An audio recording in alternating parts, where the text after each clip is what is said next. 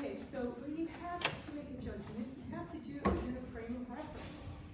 And I'm using the definition that Parducci provided, context, and also a frame of reference. So we have two issues.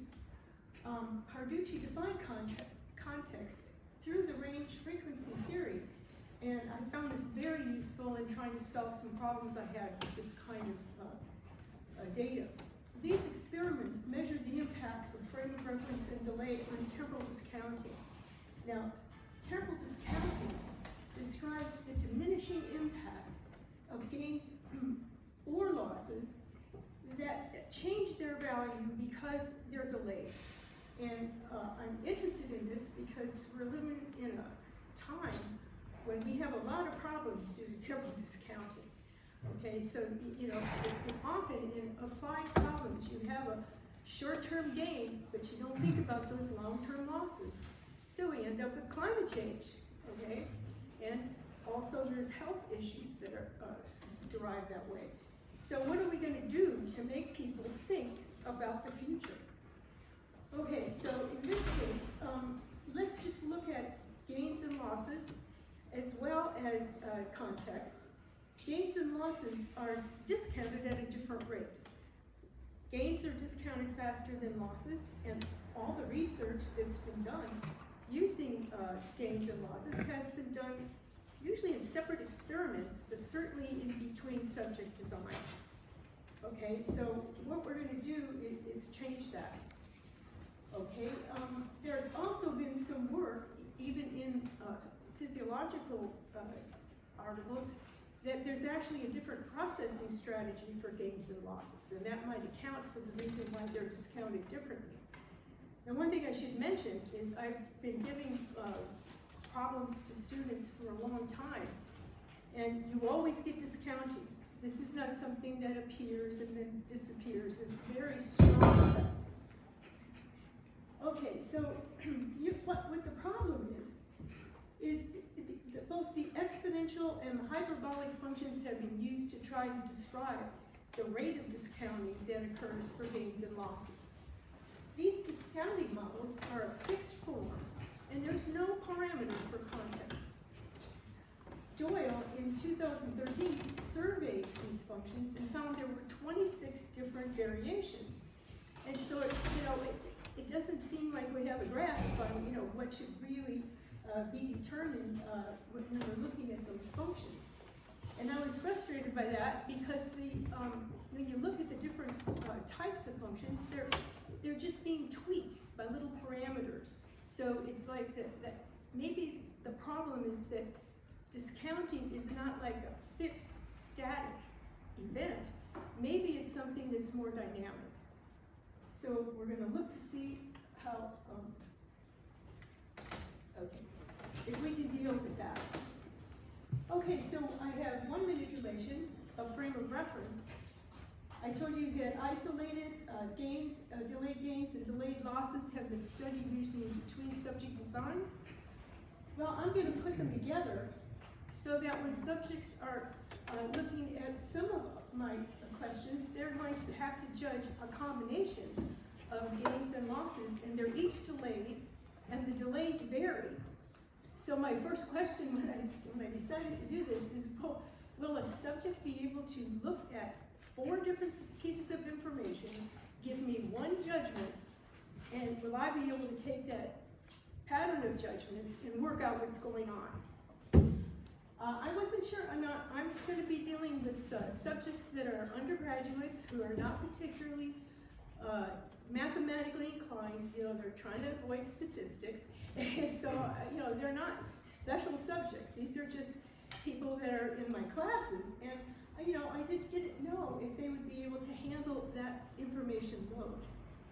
Now, another question I have is, if I'm looking at isolated gains and losses, and I see how they're discounted, is the same discounting function going to work when I put them together? I thought maybe because it's a complicated stimulus, they're going to maybe use the same discounting function for both of them, or do something that would distort. So I wanted to see how that worked out. Oops. Let me see.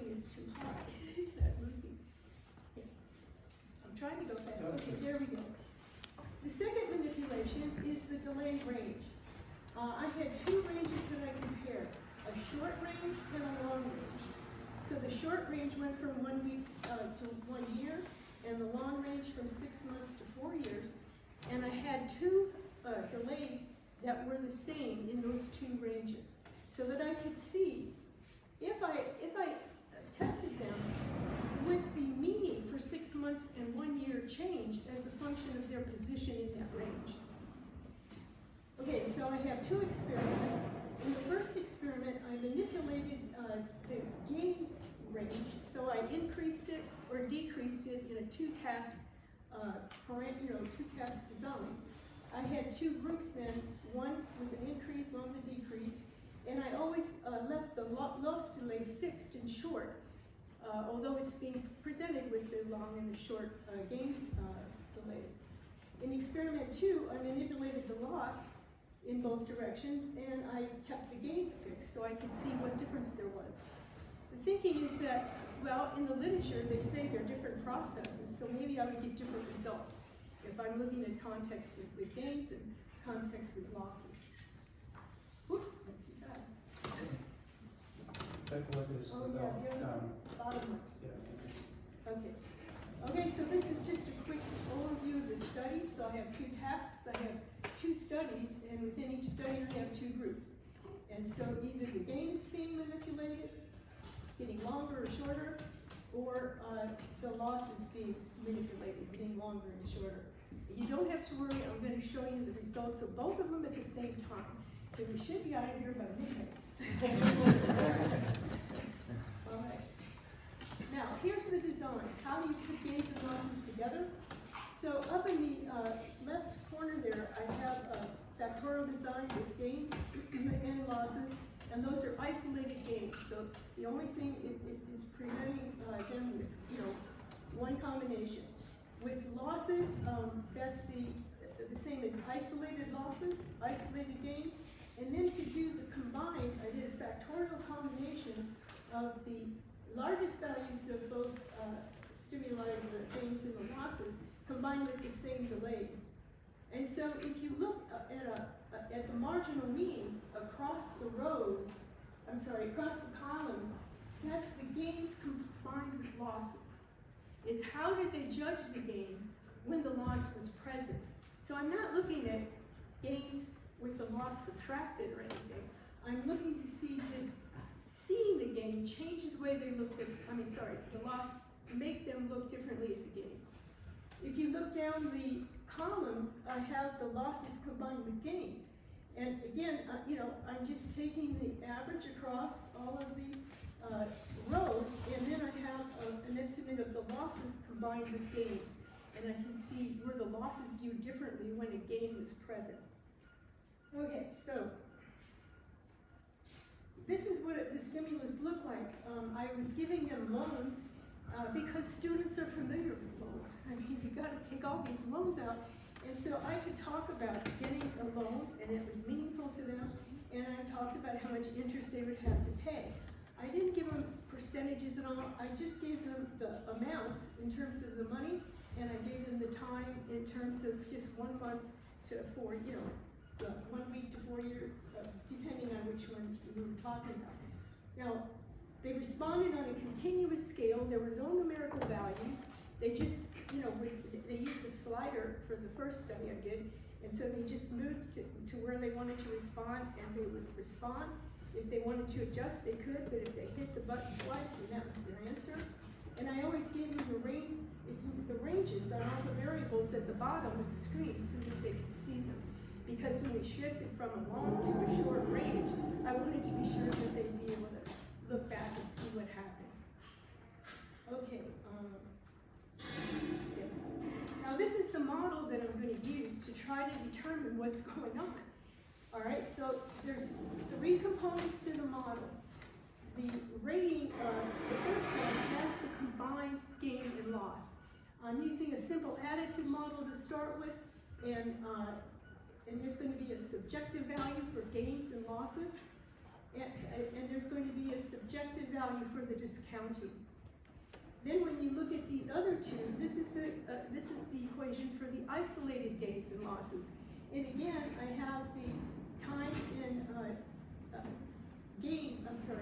time and outcome subjective values, and those values do not have to be the same as the ones in the other model. They're not the same parameters. They're actually allowed to vary so that I can see what the difference is. Okay. And I also have a response function. Okay, now a response function is the mapping of the predicted values from the model to the observed values.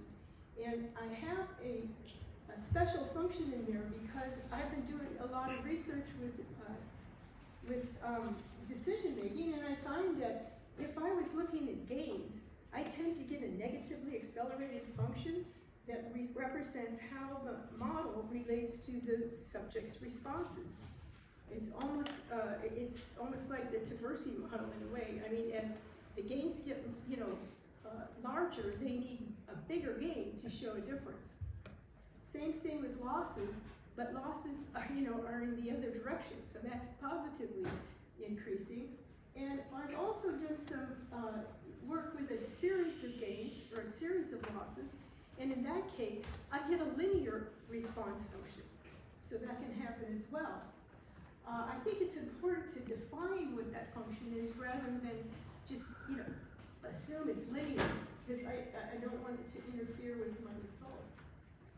Okay, I should mention too that when I'm estimating it, I'm using basis splines, and so that means it's not going to be a lot of extra parameters. I have, in this particular experiment, I have one knot, which means there's 3 parameters that will allow that function to bend in one direction or the other, or be linear, and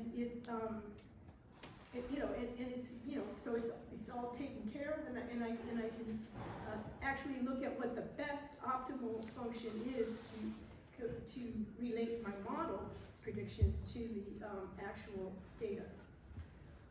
Okay, so this is just to remind you that I've got these 2 things going on, and I'm going to show you the results with the gains and the losses when I can in the same slides so that you can compare. Okay. Okay, so these are the response functions. The ones on the top are, and I'm just giving you like an example of the group. So this was increasing gain delays. And then on the bottom, I have increasing loss delays. And this is showing the relationship between the predicted values and the judgments. And what you can see is that they're all linear. And so for all of the groups, I got linear results. They look the same. Some interesting thing is that for the first, in the first graph A, what I was looking at was the short range for gains. And then for the B, I was looking at the long delay range for gains. People don't like to wait. And so they tended to go down a little bit on the scale. You can kind of see it, not very much.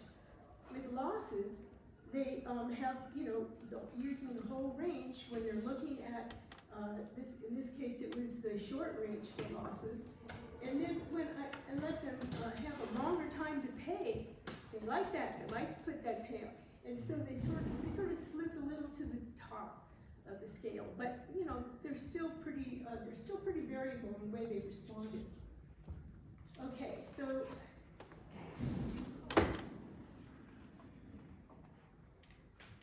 sometimes it just doesn't.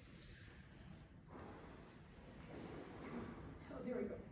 All right, so let's look at these subjective values first. This is the way I'm going to describe it, so it's easy at the end of the day to see what's going on. Okay, so what I have here are the subjective values that were estimated for the individual subjects. So what I did was I fit the model to the groups, but I also fit it to individual subjects. And when I took the average, I had a way to see whether there were significant differences between the subjective values. And it was very clear that the subjective values for the gains were a function of how much they were going to get and the outcome format. So if you look at the values that are highlighted in red, you can see that as the isolated gain increase from 1,000 to 5,000, you get an increase in the subjective value. If you're looking at this next column, this is, the first column is the short delay, and the second red column is the long delay. You can see that the values are almost the same. Delay didn't have any impact on the subjective values. They were like independent. When you look at the ones on the bottom, those are the gains that were judged with the losses. And you can see that there's a difference in those subjective values. They don't have as long, wide a range. They're kind of compressed.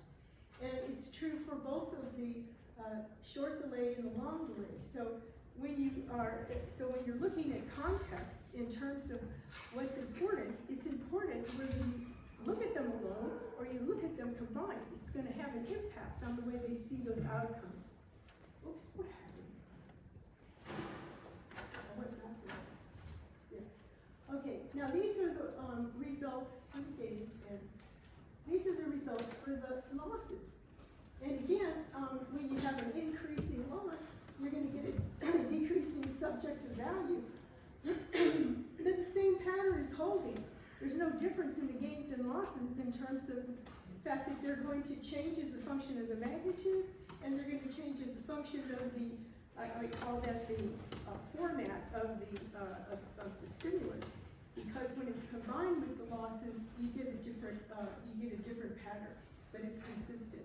Now those are negative because I is estimating, sometimes I use positive or negative values when I'm estimating in the model. So it's not really, you don't have to worry about why is that the case, because it's just that because I was subtracting those, I was adding, it just was convenient to use negative values for the loss, because it wasn't a positive thing. Okay, now, when you look at the losses, we're using the same thing. Did I just do that? No. Okay, so you're getting the same kind of result. There's no real impact from the delay. The values are almost the same, and you're seeing a bigger spread. When you're looking at them isolated, when you look at them with the losses with the gain, then you can see they're compressed together. Okay, now, so I would just say the subjective values are determined by the sign, magnitude, and by the outcome format. There's no difference to the delay. No evidence for that at all. Now we'll get to the delay. Here. Now, previous research indicates that gains and losses are discounted at different rates. So, that's one thing that I, can be looking at. Are they discounted differently when they're combined? How would they be discounting the, functions when they are isolated versus combined is a question, because think about it. You have to look at 4 pieces of information. You're giving one number, and then you have to be consistent about being able to follow all that information. I didn't think they were going to be able to do it. I thought they'd simplify. But they didn't. Okay, and remember that I have these situations where I'm shifting them, so I can look at the impact of the range of the delays on the discounting weights. This may account for some of the variation in those models. They're not looking at context. They have no parameter for that. Okay, so, all right, so here's the data for the gains and the losses when they are looked at in isolation. Those are the functions that show you how they responded to the short delay and the long delay. So this is actually a tweak subject comparison. This is the first task they had. So one were increasing, the others were decreasing. So I have a between subject look, because when they first encounter the delay, that's when the context is pure. Once you shift it, then it's a combination of 2. So that's why I'm looking at that in terms of between subjects. And you can see that as normal discounting functions, they decrease. And you can see that there's something different about 6 months and 1 year, depending on whether they're the longest delay in the short range or the shortest delays in the long range. And so this is a context effect. All right, and we've got the same going on with the negative outcomes. you can see that there's a difference between 6 months and 1 year. Well, we're going to look at that more closely. Okay, we're going to do this, carefully.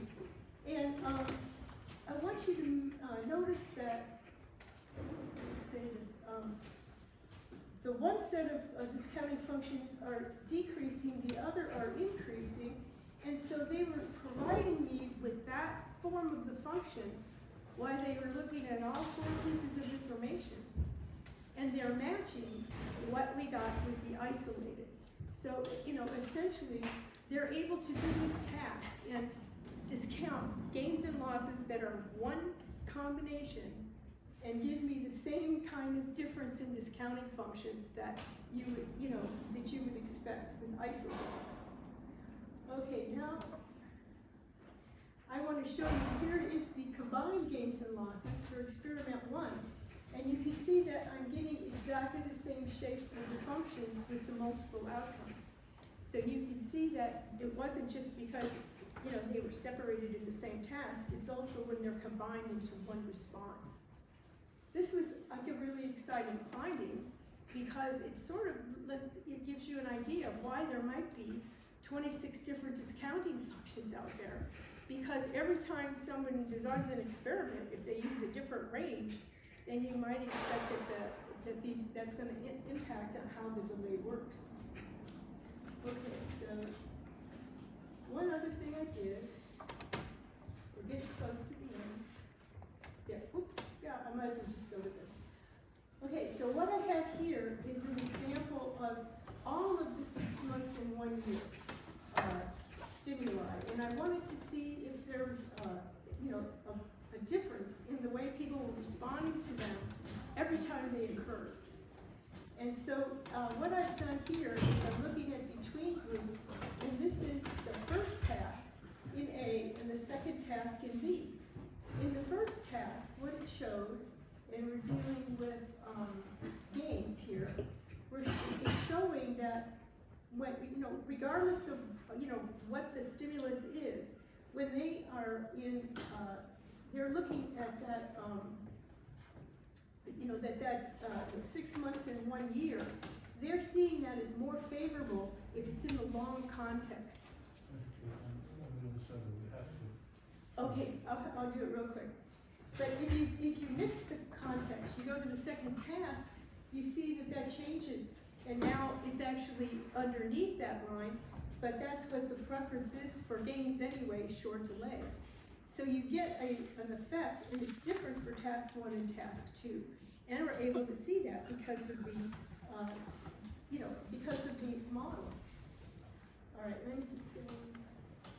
Okay, that was for the losses. You get the same thing except it's in the other direction. And those are significantly different than the reference line. So then I wanted to mention that there's a lot of things going on in this study.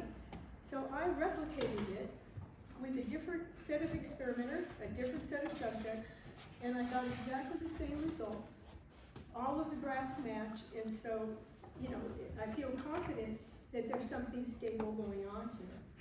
So I want to say that I'm very grateful to Allen Parducci for defining context in his theory so that I had a way to manipulate it, and I could see what impact it had. Because it's something that people talk about, but they're like worried about, well, how do you look at that? Context, it's a frame of reference. Okay, so it can be operationalized because of his theory in many areas of psychology. So I just think that's a good idea. Now, I never knew Allen Parducci, I never met him, but I did study in a postdoc with his student. So he's still influencing people. Okay.